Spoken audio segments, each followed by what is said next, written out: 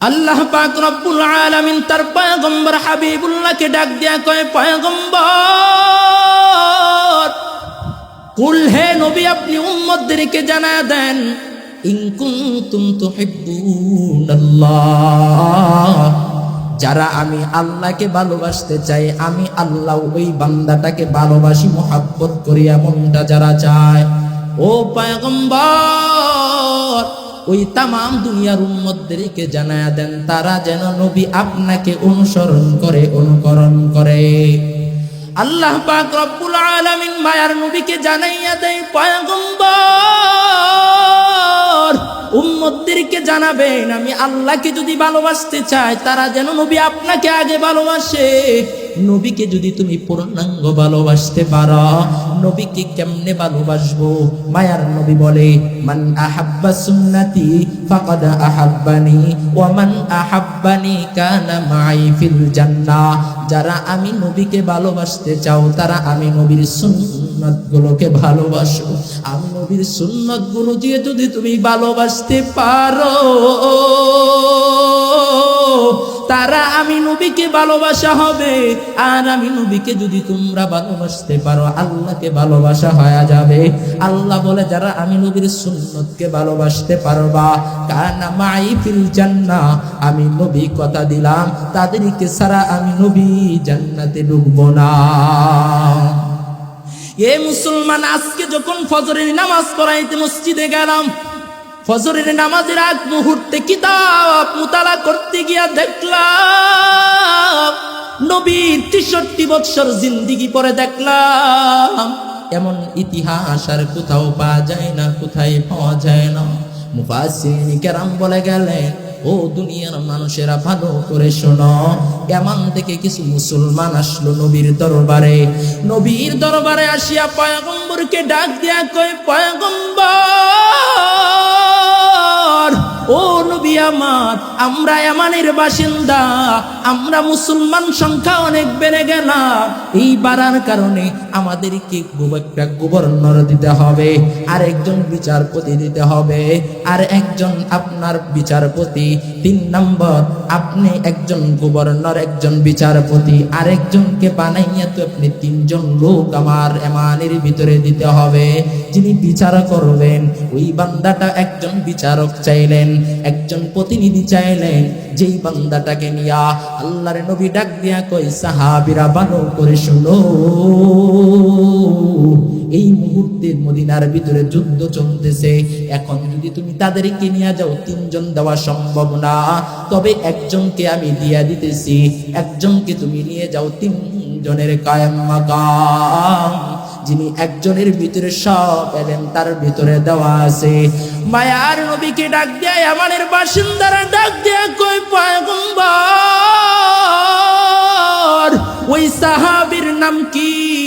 বলে, ওই সাহাবীটার নাম হলো আমার আদরের মুআজ ইবনে জাবাল। হযরতে মুআজ ইবনে জাবালকে পাঠায়া দিল। কোন জাবাল জানো? যেই জাবালকে আমার পয়গম্বর খুব আদরে রাখতেন, কাছাকাছি রাখতেন।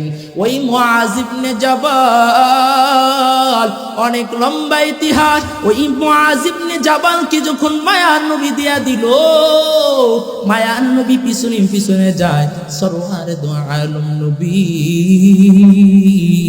যখন পিছনে পিছনে যায় রে বান্দা, আর ওই দিক দিয়া হযরতে মুআজ সরওয়ারে দো আলম নবী হাইটা হাইটা যায়, আর মুআজ ইবনে জাবাল রাদিয়াল্লাহু তাআলা আনহু তিনি ঘোড়ার ভিতরে সওয়ার হয়ে যাইতেছে।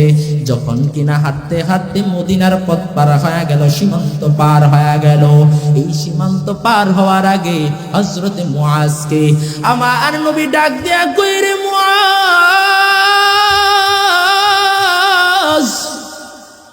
ও মুআজ রে, এই মুহূর্তে জিবরাইল আমার কাছে আসছে।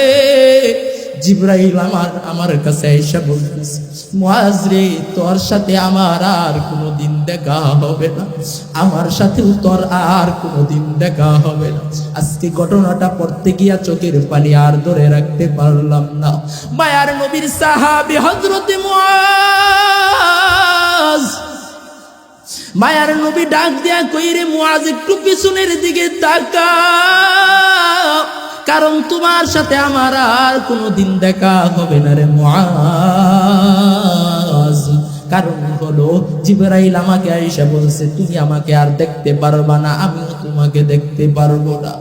এই কথা শোনা মাত্র হযরতে মুআজ বেহুশ হয়ে উটের উপর থেকে মাটির ভিতরে পড়ে গেছে রে মুসলমান।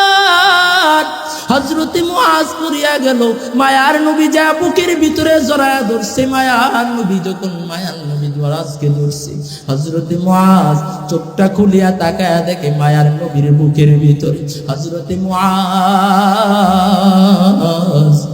হাউমাউ করে কান্না করে আর ডাক দিয়া কই পয়গম্বর আপনাকে আমি আর দেখতে পারবো না, আপনিও আমাকে আর দেখতে পারবেন না গো নবী আমার।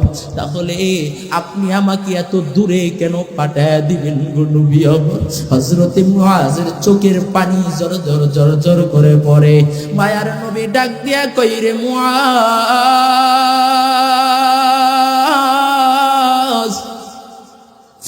আজ থেকে বুঝি তুমি আমাকে দেখতে পারবা না, আমি তো মদিনায় থাকবো, এটা তো বেশি দূর না, তুমি ইয়ামানে চলে যাইবা।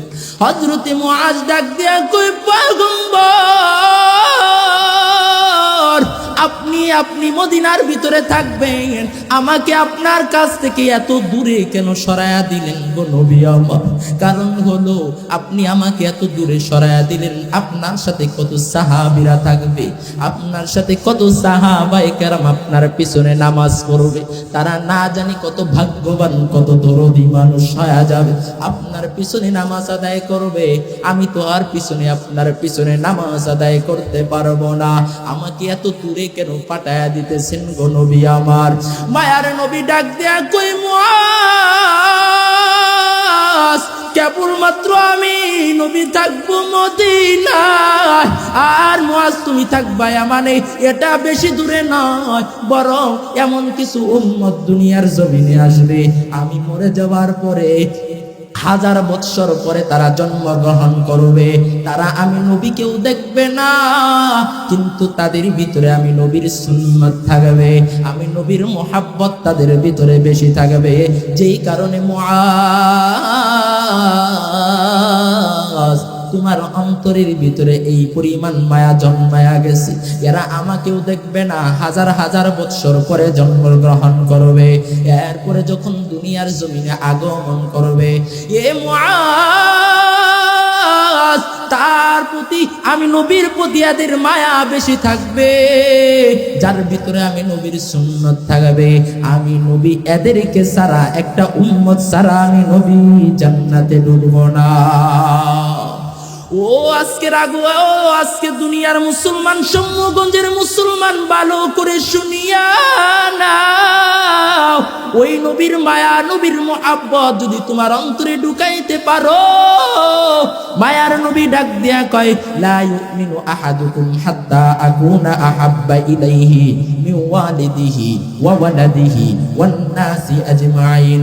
যতক্ষণ না পর্যন্ত তোমার অন্তরে তোমার মা বাবা ভাই বোন আত্মীয় স্বজনের চাইতে আমি নবীর মুহাব্বত তোমার অন্তরে বেশি না থাকবে, ততক্ষণ পর্যন্ত তুমি প্রকৃত মুমিন হতে পারবা না।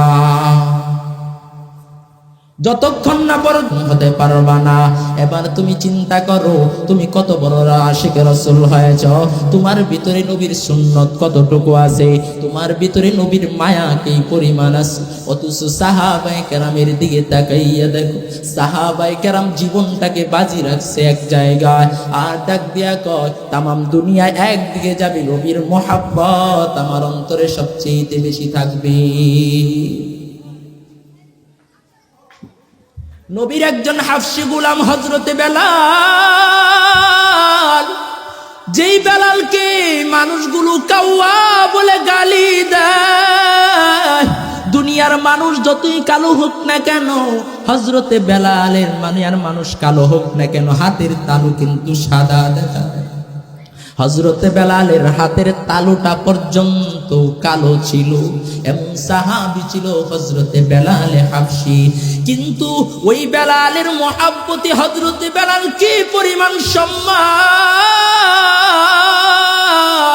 মায়ার নবী মেরাজ থেকে আইসা ফজরের পরে ডাক দিয়া কয়, আইনা বেলাল, ও বেলাল তুমি কোথায়? হযরতে বেলাল মজলিসের পিছন দিক দিয়া দাঁড়ায়া গেল। আমার নবী তাকায়া দেখে বেলালের চোখ বে বে বে বে পানিগুলো পড়তেছে। এবার আমার মায়ার নবী ডাক দিয়া কই, রে বেলাল,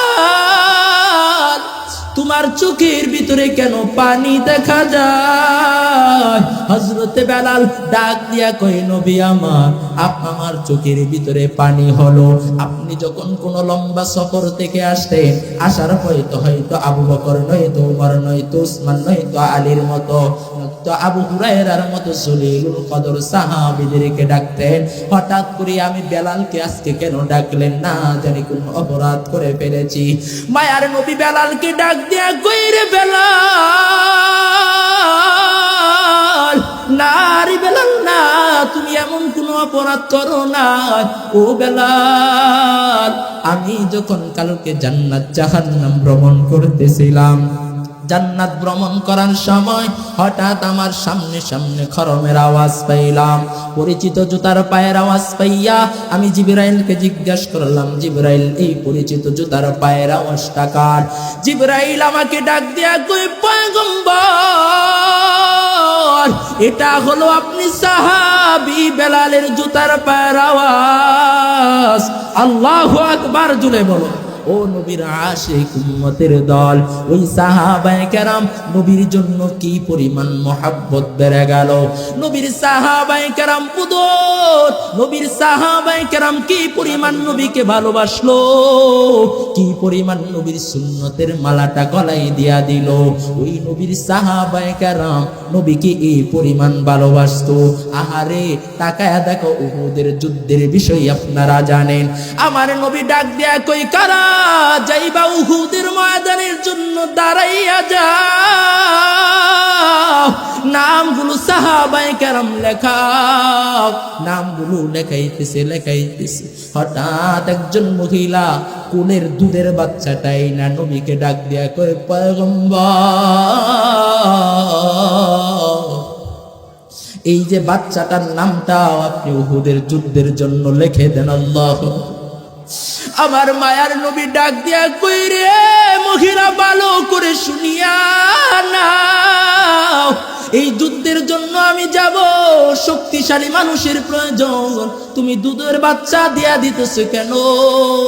এবার মহিলাটা মায়ার নবীকে ডাক দিয়া কই, নবী আমার, ও পয়গম্বর, ও নবী আমার, দুশমনেরা আপনাকে লক্ষ্য করে যখন তীর নিক্ষেপ করবে গো নবী, ডান দিক থেকে যখন তীর নিক্ষেপ করবে, এই শিশু বাচ্চাটাকে ডান দিক দিয়া ধরে দিবে।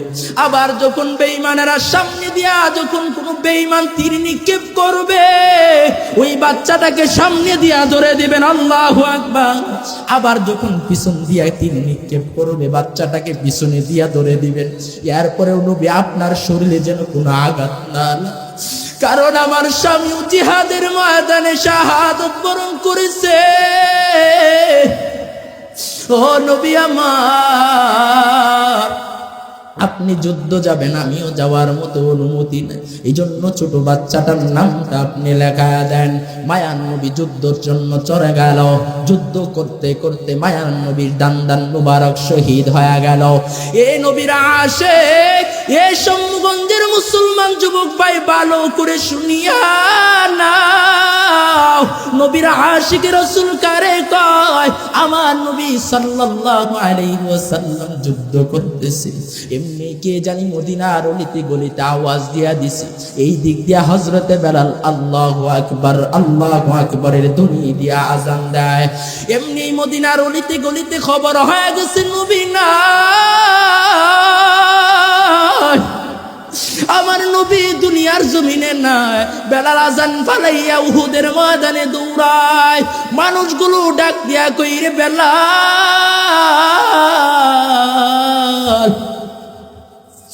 আযান কি শেষ করবেন রে বেলাল? হযরতে বেলাল ডাক দিয়া কয়, যে শহরে নবী থাকবে না আমি বেলাল কার জন্য আজান দিব? মায়ার নবী যুদ্ধের শেষ সমন্বিত হয়ে গেল। আমার মায়ার নবী আমার আরেকজন সাহাবী ছিল যার নাম হলো হযরতে সাদ রাদিয়াল্লাহু তাআলা আনহু। ওই সাহাবীকে মায়ার নবী, কালো সাহাবী হযরতে সাদ, মায়ার নবী তাকে বিবাহের জন্য পাঠায়া দিয়েছে অনেক লম্বা ইতিহাস। আল্লাহর নবী যা কয়, এ সাদ বিবাহ করবি নি? বলে, আমি এত কালো মানুষ, আমাকে তো কেউ মদিনার কোনো বাচ্চা কোনো মহিলা আমার কাছে বিবাহ দিতে চায়। মায়ার নবী দরখাস্ত পাঠাইলো, সাহাবীর মেয়ে আছে অনেক সুন্দরী একটা মেয়ে, দরখাস্ত পাঠাইলো, দরখাস্ত কবুল করে নিল। আগেই কবুল করে নাই, নবীর কথা শোনার পরে কবুল করে নিয়েছে। মহিলাটা যখন শুনছে নবী পাঠাইছে, বাবাকে ডাক দিয়ে কই, বাবা বিশ্ব নবী পাঠাইছে, ফিরাইয়া দিও না। এই নবী যেই সন্তানই পাঠাইছে না কেন, একে ফিরাইয়া দিও না, আমার কাছে যাইতে হবে। আমার নবী এবার ডাক দিয়া কই, সাদ তোমার কাছে কি দেন মোহর আছে?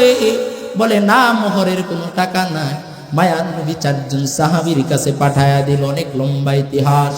চারজনে একটু একটু করে 100 দিরহাম দিয়া প্রায় 600 দিরহাম, 400 দিরহাম দিয়া যখন বিবাহের মহারণা দিল, বাকি টাকা নিয়া হযরতে সাদ যখন রওনা দিল বিবাহের বাজারের জন্য। হযরতে সাদ বিবাহের বাজারের জন্য বাজার করে রে মুসলমান, এমনি মদিনার বাজারের ভিতরে আওয়াজ নবী নাই। হযরতে সাদ বিবাহের বাজার সারিয়া দোকানদারকে ডাক দিয়া কই, দোকানদার ভাই, ও দোকানদার ভাই, তরবারি আসেনি? তরবারি? বলে, কেন? তুমি তো বিবাহের বাজারের জন্য আসছো। এই কথা বলতে এবার হযরতে সাদ দোকানদারকে ডাক দিয়া কয়ে, দোকানদার ভাই, আমার নবী থাকবে যুদ্ধে, দান শহীদ হয়ে যাবে, আমি সাদ বিবাহের মসনদে বলবো না। না, হযরতে সাদ ডাক দিয়া কয়, ও দোকানদার ভাই, তরবারিটা দাও। একটা তরবারি কিনলেন, একটা তরবারি কেনার পরে আরেক কিছু টাকা দিয়া ঘোড়া কিনলেন। তরবারি আর ঘোড়া দিয়া যখন কিনা, হযরতে সাদ একটা কালো কাপড় শরীরের ভিতরে পেঁচাইয়া উহুদের ময়দানের দিকে দৌড়াইয়া, কারণ হলো যদি আবার নবী দেখতে পায় তাহলে তাকে ফিরাইয়া দিবে, যুদ্ধ করতে দেবে না। হযরতে সাদ কালো কাপড় পেঁচাইয়া যুদ্ধের জন্য রওনা হয়ে গেল। যুদ্ধ করতেছে, যুদ্ধ করতে করতে শত শত কাফেরদেরকে কচু কাটা করে ফেলেছে। আমার নবী যখন এই দিক দিয়া তাকায়া দেখতেছে, নবীকে গর্তের ভিতরে ফালায়া দিছে, সাহাবায়ে কেরাম গর্ত থেকে তুলেছে। আমার নবী যখন একটু বসেছে, এবার মায়ার নবী তাকায়া দেখে একজন সাহাবী, মুখটা শুধুমাত্র চোখগুলো দেখা যায় আর কিছুই দেখা যায় না, শরীরটা পুরো কালো কাপড় দিয়া ঢেকে ফেলেছে। ও শম্ভুগঞ্জের মুসলমান আশিক রাসূল কারে কয়, আমার নবী তাকায়া দেখে আর কাফেররা ডাক দিয়া কই, কোন এই সাহাবা, যে সাহাবা আজকে যুদ্ধের জন্য রওনা হয়ে গেল, আজকে কাফেরদেরকে কচু কাটা করতেছে মুসলমানের পক্ষ হইয়া, কে এই সাহাবা? হযরতে সাদ রাদিয়াল্লাহু তাআলা আনহু। যুদ্ধও করতেছে একটা বেঈমান কাফের আইসা হযরতে সাদের পিছনে একটা তীর দিয়ে আঘাত করেছে। হযরতে সাদের যখন আঘাত করেছে, হযরতে সাদ হুমড়ি খায়া জমিনের ভিতরে পড়ে গেছে। হযরতে সাদ যখন জমিনে পড়ে গেছে, কাপড়টা সরে গেছে, মায়ের নবী তাকায়া দেখে, আমার সাদ পাঠাইছি যুদ্ধে বিবাহের জন্য, যুদ্ধ কেন আসলো? মায়ার নবী যায় দৌড়াইয়া, হাঁটতে পারে না, ওই নবী যায় হযরতে সাদকে জড়ায়া ধরছে, হযরতে সাদকে বুকের ভিতরে জড়ায়া ধরিয়া হাত বুলায় আর ডাক দেয়া কই, সাদ তোমাকে না করলাম যুদ্ধে আইসো না, তোমাকে বিবাহের জন্য বাজার করতে পাঠায়া দিলাম, কেন তুমি আজকে যুদ্ধের ময়দানে আসলা? হযরতে সাদ নবীকে ডাক দিয়া কই, নবী আমার, আমি যদি আজকে যুদ্ধের ময়দানে চলে যাইতাম তাহলে এই বরকতি হাত দিয়া কে আমাকে মাথার ভিতরে হাত বুলাইয়া দিত? কে বরকতি হাত দিয়া আমাকে হাত বুলাইয়া দিত গো? ও নবী আমার, ও পয়গম্বর, কে আমাকে আমার কপালে চুমু দিত? ও পয়গম্বর, আমি এইভাবে যখন চলে আসব আপনার মুলাকাত পাওয়া যাবে আমি কোশ্চিন কালেও ভাবেন।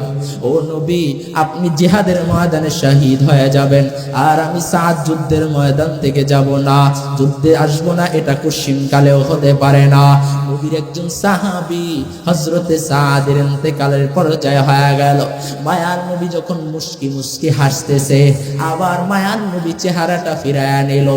সাহাবায়ে কেরাম মায়ার নবীকে ডাক দিয়া কই, পয়গম্বর, আপনি মুস্কি মুস্কি হাসলেন, আবার চেহারাটা কেন ফিরায় দিলেন? মায়ার নবী ডাক দিয়া কই, সাহাবায়ে কেরাম ভালো করে শুনিয়া না, আমার সাদের জান্নাতের ফেরেশতারা জান্নাতি রুমাল নিয়া, আমার জান্নাতি ফেরেশতারা জান্নাতি রুমাল নিয়া যখন আমার সাদের হযরতে সাদের যখন কিনা তার রূহটা নেওয়ার জন্য জান্নাতের ফেরেশতারা আসতেছে, আবার কেন চেহারা ফিরায় নিলেন গো নবী আমার? এবার নবী আমার ডাক দিয়া কই, সাহাবায়ে কেরাম, ও সাহাবায়ে কেরাম, আমার সাদ বিশ্ব সুন্দরী মেয়েরাইকা যুদ্ধের ময়দানে আসছে আমি নবীর মহব্বতে, এই জন্য জান্নাতের হুরেরা এইভাবে আসতেছে, দৌড়ায়া যখন জান্নাতের হুরেরা আসতেছে আমার সাদকে মারহাবান মারহাবান বলে নিমন্ত্রণ জানানোর জন্য, ওই সময় ওই হুরদের যখন জুড়ে হাঁটা শুরু করছে, হাঁটু থেকে কাপড় উপরে উঠে গেছে, এই দৃশ্য দেখা আমি নবী হাসতে আরম্ভ করেছিলাম, আমি নবী চেহারা ফিরায় নিছি। আল্লাহু আকবার। আমার নবী যুদ্ধ শেষ, মায়ার নবী সাহাবায়ে কেরামদেরকে ডাক দিয়া কই, সাহাবায়ে কেরাম, কারা জানি আজকে যুদ্ধের জন্য আল্লাহর মুলাকাতের জন্য শহীদ হয়ে গেছে, তাদের লাশগুলো একত্রিত করো, বিনা গোসলে দাফন করে দাও। মায়ার নবী ডাক দিয়া কই, সাহাবীরা সব লাশগুলো একত্রিত করো। এমনি মায়ার নবী তাকায়া দেখে একজন মহিলার আওয়াজ, যুদ্ধের ময়দানে একজন মহিলার আওয়াজ শোনা যায়।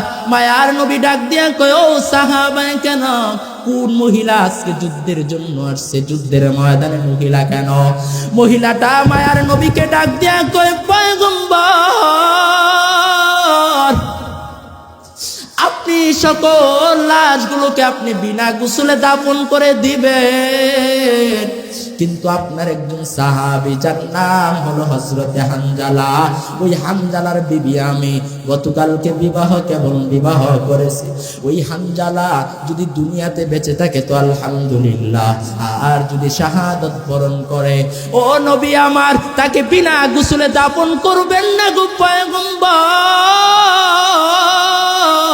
কারণ এই হানজালা আপনার সাহাবী হানজালা, বিনা গোসলে আপনি দাফন করবেন না গো নবী আমার, কারণ যখন বাসর রজনী শেষ হয়েছে তো লঙ্গি তলিয়া নিয়ে যখন গোসলখানায় ঢুকবে গোসলের জন্য, ফরজ গোসলের জন্য, ওই সময় মদিনার অলিতে গলিতে আওয়াজ, আমার নবী নাই, আমার নবী না। আমার স্বামী হানজালা দৌড়াইয়া ডাক দিয়া কই, ও প্রাণের বিবি, তরবারিটা আমার হাতে দাও। তরবারি নিয়ে জিহাদের ময়দানের দিকে চলে আসছে। আমি বললাম, প্রাণের স্বামী, আপনি একটু ফরজ গোসলটা শেষ করে যান। আমাকে ডাক দিয়া কয়, ও প্রাণের স্ত্রী, যেই নবীর জন্য আমি হানজালা আজকে মুসলমান হয়েছি, ওই নবী যদি না থাকে আমি হানজালা দুনিয়াতে থেকে কোনো লাভ না। ও নবী আমার, ওই হানজালাকে গোসল না দিয়া আপনি বিনা গোসল না দিয়া কবরস্থ করবেন না।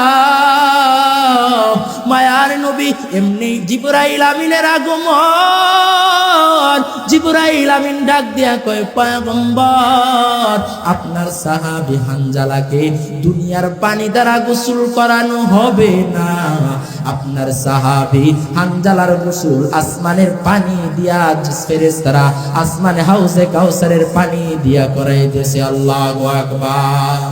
আমার নবী ডাক দিয়া কই সাহাবায়ে কেরাম কয়টা লাশ জমায়েত করেছো? আমার নবীকে এবার ডাক দিয়া কয় 68টা, এটা নিয়ে 69টা লাশ। বায়ার নবী ডাক দিয়া কয় আরেকটা লাশ আছে, তাড়াতাড়ি সাহাবায়ে কেরাম খুঁজে বের করো, কারণ আমি নবী দেখছি, স্বপ্নে দেখছি 70টাও আল্লাহর রাস্তায় কুরবানি করে দিয়েছি। আমার মনে হয় 70টা সাহাবীর লাশ আজকে ময়দানের ভিতরে আছে।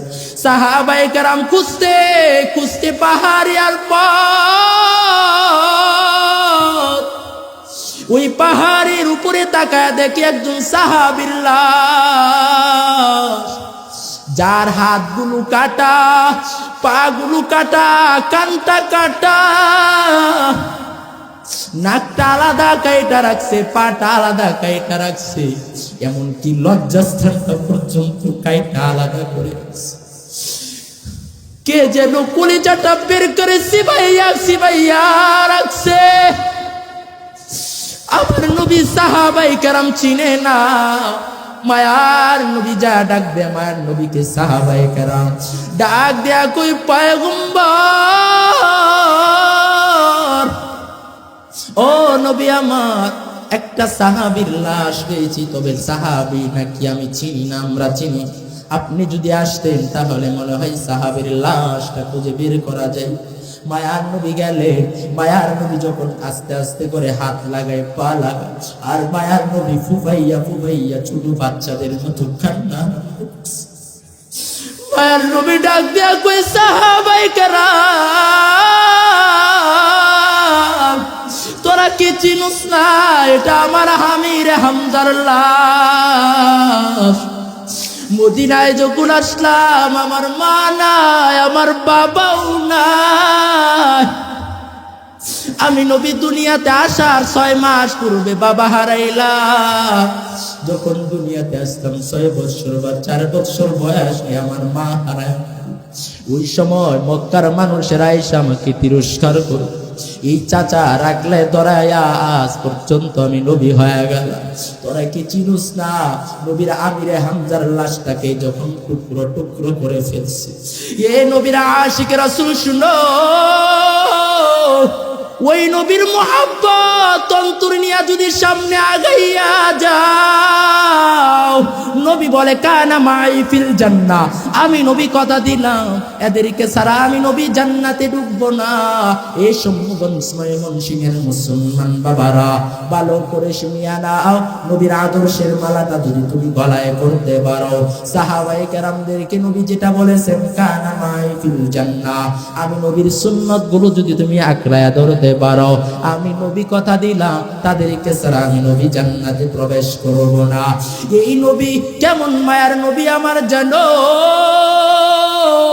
মায়ার নবীর মুহাব্বত শুধু মানুষের অন্তরে ছিল না, ওই উহুদ পাহাড় মায়ার নবী যখন মক্কা মদিনা থেকে বাইরে বের হইতেন, আবার যখন মদিনায় ঢুকতেন, তো উহুদ পাহাড় দেখা মায়ার নবী মসজিদ নববী থেকে বাইরে বের হইতেন।